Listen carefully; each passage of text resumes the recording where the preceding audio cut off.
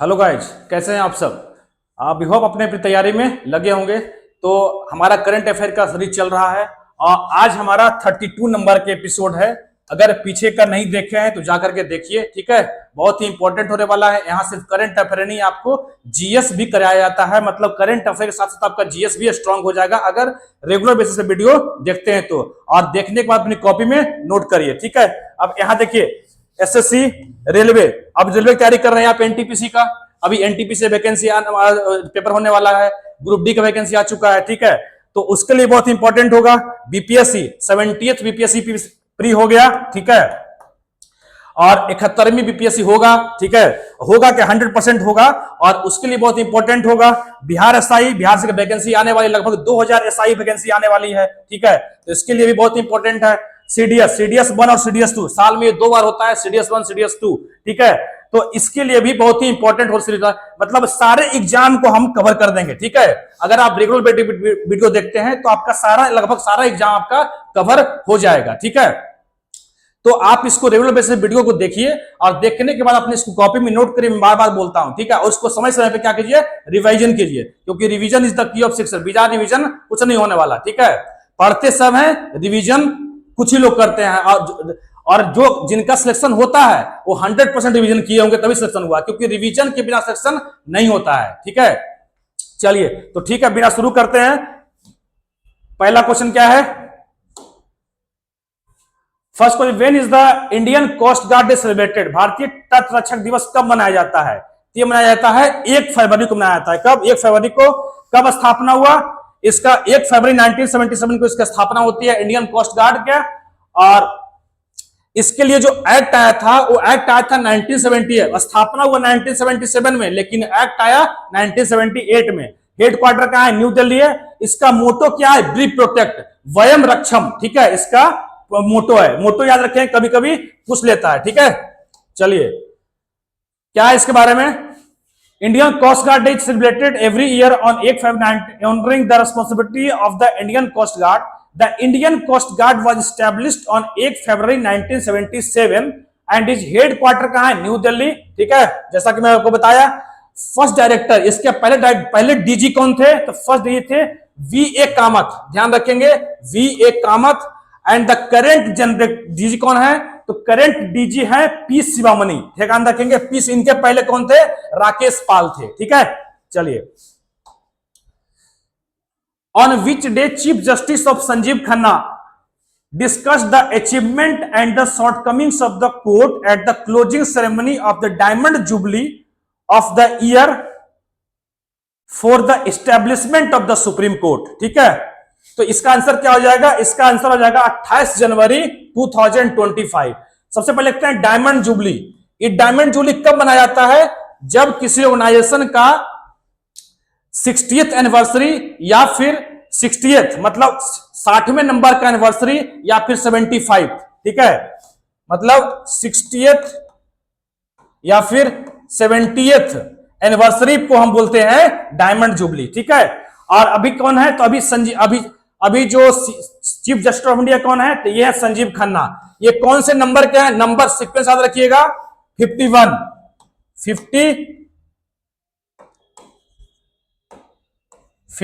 Number के CGI थे। इनसे पहले कौन थे, डी.वाई. चंद्रचूड़। चलिए तो सुप्रीम कोर्ट जान लेते हैं कि सुप्रीम कोर्ट का प्रीडिसेसर कौन था, सुप्रीम कोर्ट का पूर्ववर्ती कौन था, तो उसको बोलते हैं फेडरल कोर्ट। फेडरल कोर्ट बना गवर्नमेंट ऑफ इंडिया 1935 के द्वारा। 1 अक्टूबर 1937 को फेडरल कोर्ट की स्थापना होती है old parliament building new Delhi में, जिसको बाद में कन्वर्ट करके सुप्रीम कोर्ट किया गया 26 जनवरी 1950 को। और तो 26 जनवरी 1950 को सुप्रीम कोर्ट की स्थापना हुई, ठीक है। इस्टेब्लिशमेंट, ठीक है।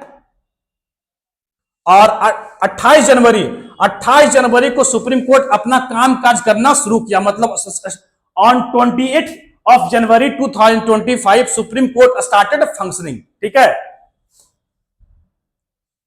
अब इसका प्रीडिसेसर कौन था, तो प्रीडिसेसर इसका था फेडरल कोर्ट, ध्यान रखेंगे, फेडरल कोर्ट। कब स्थापना हुआ उसका, 1 1 अक्टूबर गांधी जी के जन्म कितना हुआ था? 2 अक्टूबर को। उससे एक दिन पहले याद रखेंगे 1 अक्टूबर 1937 को, ठीक है, 1937। और इसमें इसके जो चीफ जस्टिस कौन थे? तो सीजे कौन थे? Morris Gwyer. और इनके अलावा 2 और जज थे, इनका नाम था मोहम्मद सुलेमान और MR जयकर, ठीक है। उसके बाद सुप्रीम कोर्ट स्थापना हो गया और यही जाकर के आगे बना। आर्टिकल कितना है? अगर कॉन्स्टिट्यूशन में कहां पे मेंशन है तो पार्ट 5 आर्टिकल 124, पार्ट 5 आर्टिकल 124, ठीक है, आर्टिकल 124, ठीक है। सुप्रीम कोर्ट के जज को अपॉइंट कौन करते हैं? तो अपॉइंट करते हैं प्रेसिडेंट, ठीक है, ये आपको पता होगा। चलिए नेक्स्ट देखते हैं। अभी संजीव खन्ना है। Next, where is the 10th science fiction film festival being held? ठीक है, 10वां साइंस फिक्शन फिल्म फेस्टिवल कहां किया गया है?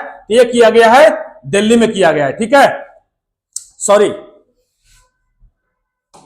दिल्ली नहीं है, गोवा है, ठीक है, ये किया गया है गोवा में। अब थोड़ा 10th India international science festival, India international science festival, ये कहां हुआ? ये हुआ आपका IIT गुवाहाटी में, ये भी याद रखेंगे, IIT गुवाहाटी, ठीक है। अब गोवा की बात कर लेते हैं। गोवा कब बना? गोवा आप लोग को पता होगा कि गोवा एक पोर्टुगीज कॉलोनी हुआ करता था, जो कि 19 दिसंबर 1961 को ऑपरेशन विजय के द्वारा Goa became the part of India, ठीक है। गोवा कब? 19 दिसंबर 1961 क्या बना? Part of India, part of India, operation Vijay. क्या ऑपरेशन का नाम क्या था? ऑपरेशन विजय, ठीक है, ऑपरेशन विजय। और गोवा जो स्टेट बना वो 25 नंबर का स्टेट बना, ठीक है, 25th state of India, 25th state बना। कब?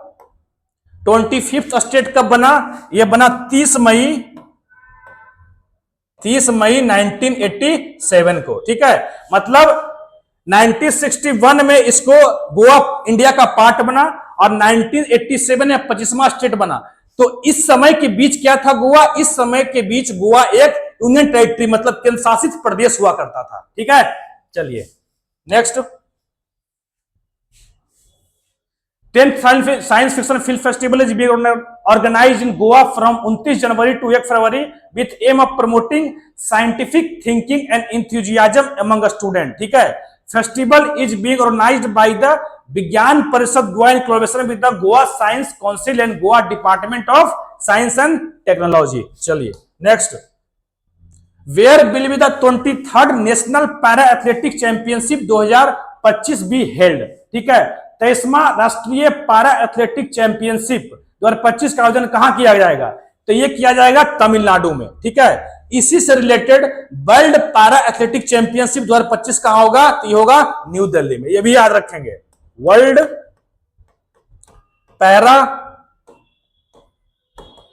एथलेटिक चैंपियनशिप,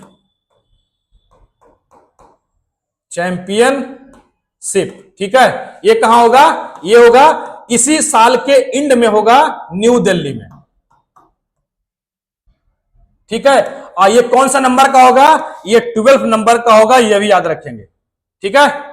चलिए next, recently the official logo of and Muscat of the 23rd national para athletic championship 2025 was unveiled. The championship will be held in Tamil Nadu from 17th to 20 February 2025, in which more than 1700 para athletes will participate. The aim of this event is to promote the tradition of para athletics in India and give disabled athletes an opportunity to showcase their talent at the national level. कुछ नहीं है, बस आपको ये याद रखना है कहां होगा, ठीक है। Recently Alexander Lukashenko was elected president of which country? किस कंट्री अलेक्जेंडर लुकाशेंको को किस कंट्री का प्रेसिडेंट बनाया गया है?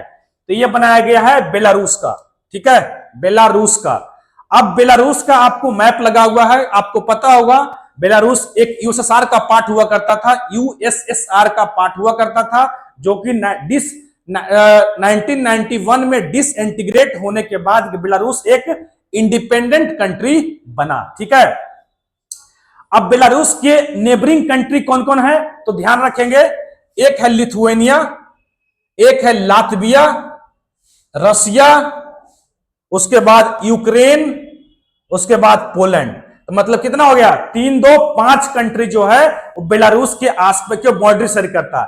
बेलारूस का कैपिटल पूछा जाए आपसे क्या होगा? तो ये जो दिख रहे हैं रेड कलर में, मिन्स्क बेलारूस का कैपिटल है, ठीक है।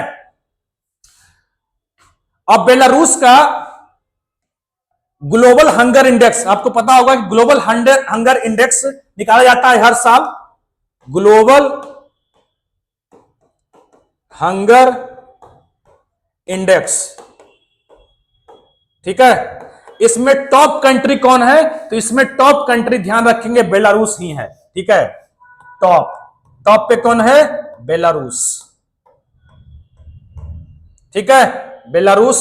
रशियन के गवर्नमेंट के सपोर्टेड, ये सपोर्ट करता है रशियन को, मतलब रशियन गवर्नमेंट के इन्फ्लुएंस से यहां पे गवर्नमेंट बनती है, ठीक है। और तो ये हो गया आपका टॉप कंट्री बेलारूस, कैपिटल हो गया आपका, राष्ट्रपति हो गए, ठीक है। चलिए नेक्स्ट देखते हैं फिर। चिली, कैपिटल देख लेते हैं। चिली का कैपिटल क्या है? सैंटियागो, ध्यान रखेंगे। पोलैंड का वॉर्सो, ऑस्ट्रिया का वियना, बेलारूस का मिन्स्क। नेक्स्ट चलिए आगे देखते हैं, यही लिखा हुआ है जो मैं बताया आपको। Which portal has been launched recently by the Security Exchange Board of India? ठीक है, कौन सा portal security exchange board of India के द्वारा लॉन्च किया गया है? तो ये लॉन्च किया गया है आई स्पॉट, ध्यान रखेंगे, यहां लिखा हुआ है SEBI launch I spot portal to report, किस लिए है? टेक्निकल ग्लिच फॉर स्टॉक्स, ठीक है। आई स्पॉट तो सबसे पहले जानिए कि फुल फॉर्म क्या होता है। इसका फुल फॉर्म में इसका मीनिंग छिपा हुआ है, ठीक है। तो आई स्पॉट क्या होता है? I for integrated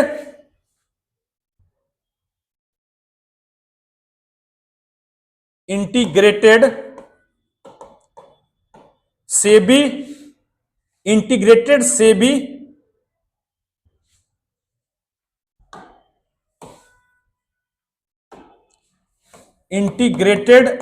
SEBI portal for technical glitch.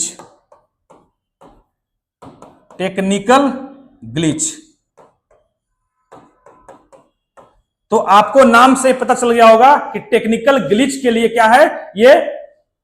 Technical glitch मतलब कि कुछ सर्वर में कुछ प्रॉब्लम हो जाएगा, ठीक है, कुछ सिस्टम रन कर रहा है उसमें कुछ प्रॉब्लम हो गया, उसको बोलते हैं टेक्निकल ग्लिच, ठीक है। तो टेक्निकल ग्लिच के लिए है इसको लॉन्च किया गया है। अब सेबी बना कब? सेबी बना 1988 में, ध्यान रखेंगे। 1988 में इसकी स्थापना होती है, लेकिन इसके लिए एक्ट कब आया? स्थापना हुई 1988 में, लेकिन एक्ट आया था 1992 में, ठीक है। तो एक्ट कब आया? एक्ट हो गया आपका 1992, ठीक है। सेबी क्या करती है? शेयर स्टॉक मार्केट, और जिसको बोलते हैं शेयर मार्केट बोलते हैं, स्टॉक मार्केट हो गया, म्यूचुअल फंड हो गया, तो इस सबको कंट्रोल कौन करता है? ये सब कंट्रोल सेबी करता है। इसका हेडक्वार्टर कहां है? मुंबई। इसके प्रेसिडेंट कौन है अभी? इसके चेयरमैन कौन है सेबी के? तो माधवी पुरी बुच इसके चेयरमैन अभी हैं, ठीक है। इसी से आरबीआई, देखा आरबीआई किसको कंट्रोल करता है? आरबीआई कंट्रोल करता है मनी मार्केट को, ठीक है, लेकिन सेबी कंट्रोल करता है स्टॉक मार्केट को, म्यूचुअल फंड को, ठीक है। तो ये हो गया आपका सेबी के बारे में। The security exchange board of India, चलिए इसमें कुछ नहीं है, आगे पढ़ते हैं। Rajesh Nirwana has been appointed director general of which organisation, Rajesh Nirwan को किस संगठन का महानिदेशक नियुक्त किया गया है? ठीक है, तो ये किया गया है bureau of civil aviation security का किया गया है। ठीक है, bureau of civil aviation security का किया गया है। चलिए ये बना कब, देख लेते हैं सब बना कब। 1978 में इसकी स्थापना होती है। ठीक है, बीएसएफ कब बना? बीएसएफ बना 1965 में। ठीक है, सीबीआई सेंट्रल ब्यूरो इन्वेस्टिगेशन कब बना? 1963 में। सीआरपीएफ कब बना? सीआरपीएफ बना 1939 में। तो ये सब याद रखेंगे। ठीक है, the appointment committee of the cabinet has appointed officer Rajesh Nirwana director general of bureau of civil aviation security. ठीक है, शुभांशु शुक्ला, ध्यान रखेंगे सुधांशु नहीं है, शुभांशु है, बहुत लोग सुधांशु पढ़ लेते हैं, शुभांशु शुक्ला है। Shubhanshu Shukla received the astronaut training from the Yuri Gagarin cosmonaut training centre of which country, मतलब पूछा आपसे ये जा रहा है कि Yuri Gagarin cosmonaut training centre कहां पे है?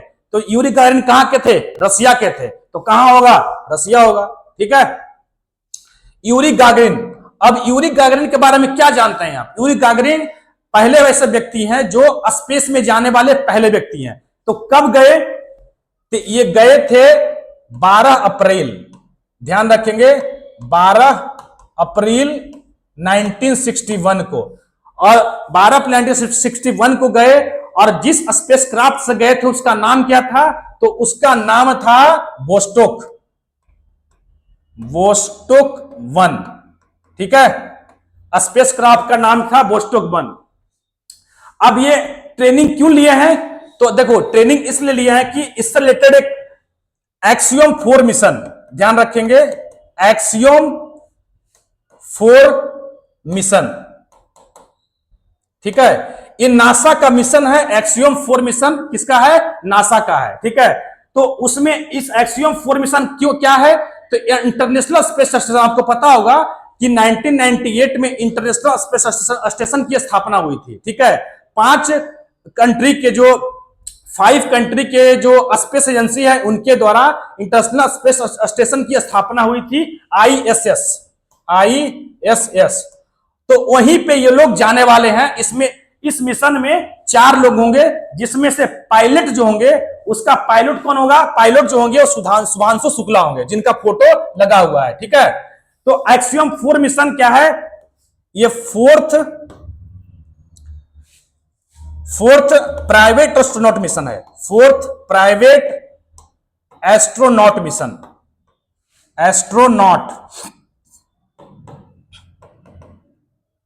मिशन, ठीक है, फोर्थ प्राइवेट एस्ट्रोनॉट मिशन है। और इसको लॉन्च कहां से होगा? तो लॉन्च कहां से होगा? ये केनेडी स्पेस सेंटर फ्लोरिडा से होगा। ध्यान, सब लिखेंगे, Kennedy space centre Florida USA. ठीक है, फ्लोरिडा। ठीक है, अच्छा रॉकेट का नाम क्या हो जिससे लॉन्च किया जाएगा? तो रॉकेट का नाम है इसका फाल्कन 9, जो स्पेसएक्स का रॉकेट है। ये इलॉन मस्क की कंपनी है स्पेसएक्स, उन्हीं की फाल्कन 9 से लॉन्च किया जाएगा ये। ठीक है, मिशन का ड्यूरेशन कितना होगा? तो इसका ड्यूरेशन 14 दिन होगा। ये सब अपनी कॉपी में नोट करेंगे। ठीक है, 14 डेज। क्वेश्चन जरूरी नहीं कि जो आपसे यहां क्वेश्चन लिखा हुआ है इसी के बारे में, इसके आसपास से जितने भी इंफॉर्मेशन है वहां से क्वेश्चन आ सकते हैं, वहां से क्वेश्चन बन सकते हैं। ठीक है, तो सारा कुछ अपनी कॉपी में नोट करेंगे। Duration 14 days. ठीक है, अब कहां जाएंगे ये? तो इंटरनेशनल स्पेस स्टेशन जाएंगे। और इसके पायलट कौन होंगे? तो इसके पायलट होंगे शुभांशु शुक्ला, जिनका फोटो लगा है। इसकी स्थापना हुई थी आईएसएस, इंटरनेशनल स्पेस स्टेशन की स्थापना हुई थी कब? ये हुई थी 1998 में। मतलब इंटरनेशनल स्पेस स्टेशन को लॉन्च किया गया था 1998 में लॉन्च किया गया था। और इसमें टोटल 5 कंट्री के स्पेस एजेंसी इन्वॉल्व है। कौन कौन? तो यूएसए का हो गया नासा, रसिया का हो गया रोसकॉस्मोस, यूरोपियन स्पेस एजेंसी, उसके बाद कनाडियन स्पेस एजेंसी, और उसके बाद जाक्सा, जापान का स्पेस एजेंसी। मतलब ये 5 कंट्री के स्पेस एजेंसी द्वारा इसको लॉन्च किया गया 1998 में। ये space agency international space station earth से पूछा है कि अर्थ से कितने डिस्टेंस पे है, तो अर्थ से 400 किलोमीटर की दूरी पे है। तो ये भी याद रखेंगे। इंटरनेशनल स्पेस स्टेशन जो है अर्थ के चारों ओर चक्कर लगा रही है। कहां, कितना डिस्टेंस से ऊपर, एल्टीट्यूड कितना है इसका, एवरेज एल्टीट्यूड है 400 किलोमीटर इसका, ठीक है। तो ये भी आप याद रखेंगे, एवरेज एल्टीट्यूड 400 किलोमीटर, ठीक है। तो आपका सारा कुछ मैंने आपको एक क्वेश्चन सारा कुछ आपको मैं बता दिया, ठीक है। चलिए नेक्स्ट, ये देखो लिखा हुआ है, India special exploration had a historic movement when group captain, ध्यान रखेंगे, group captain Shubhanshu Shukla was selected as the pilot for the Axiom 4 mission. Pilot for the Axiom 4 mission. The mission will launch in 2025, जो कि हम लोग 25 में ही जी रहे हैं, ठीक है। He will be the first Indian astronaut to visit ISS, International Space Station. The mission will have 4 astronaut, जैसा कि मैं आपको बताया, इंक्लूडिंग फॉर्मर नासा एस्ट्रोनॉट, एक है उनमें से Peggy Whitson and astronaut from, एक है पोलैंड से और एक है आपके हंगरी से। एक हो गए नासा के पूर्व एस्ट्रोनॉट हैं और एक हो गए आपको शुभांशु शुक्ला, ठीक है। तो ये हो गया आपका एक्सियम 4 मिशन के बारे में। तटरक्षक जो मैं बताया वही है, इसको आप एक बार इसमें नोट करने लायक बात यह है, मैं सब कुछ बता चुका आपको, ठीक है। ये बिमटेक ने किस ब्लॉकचेन संचालित डिजिटल मुद्रा को पेश किया है, तो ये किया है बिमकॉइन। ये बिमटेक क्या है, Birla institute of management technology ने लॉन्च किया है ब्लॉकचेन संचालित डिजिटल मुद्रा, ठीक है, जिसका नाम है बिमकॉइन, ठीक है। बाकी इसका आप वीडियो पॉज करके नोट कर लें कॉपी में, ठीक है। अच्छा, अब आज का हम बता रहे हैं आपके स्पेशल इंफॉर्मेशन आपको दे रहा हूं, ठीक है। एक स्पेशल इंफॉर्मेशन मैं आपको दे रहा हूं। अब क्यों दे रहा हूं, इसके पीछे वजह है, ठीक है। स्पेशल इंफॉर्मेशन, इसके पीछे वजह है क्या, तो वजह मैं बता रहा हूं अभी। क्या लिखा है, transcontinental countries of the world.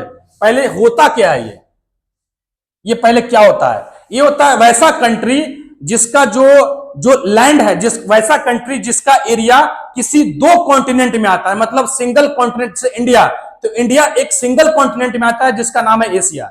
लेकिन वर्ल्ड में बहुत सारे ऐसे कंट्री हैं जो दो कॉन्टिनेंट में लाई करता है, ठीक है। तो जैसे कौन कौन हो गया, एग्जांपल के तौर पर देखिए, रसिया कहां होता है, यूरोप। एंड तो लोगों को पता होगा कि 2 ही कंट्री के बारे में जानते हैं। दरअसल लोग जनरली 2 ही कंट्री, एक जानते हैं रसिया के बारे में और एक जानते हैं कि टर्की के बारे में, ठीक है। लेकिन यही 2 कंट्री पूरे वर्ल्ड में नहीं है, बहुत सारे कंट्री हैं। तो इससे भी ज्यादा, मैंने 14 कंट्रीज का नाम लिखा है, लेकिन हो सकता है इससे भी ज्यादा हो, ठीक है। लेकिन आपके एग्जाम में यहां से बाहर नहीं जाएंगे, ठीक है। रसिया यूरोप और एशिया में पड़ता है, टर्की एशिया यूरोप, ठीक है। Egypt Africa and Asia, Kazakhstan Asia Europe, Azerbaijan Asia Europe, Georgia Asia Europe, Armenia Asia Europe, Spain Europe and Africa, ठीक है। France Europe and south America, Portugal Europe and Africa, Denmark Europe and north America में पड़ता है।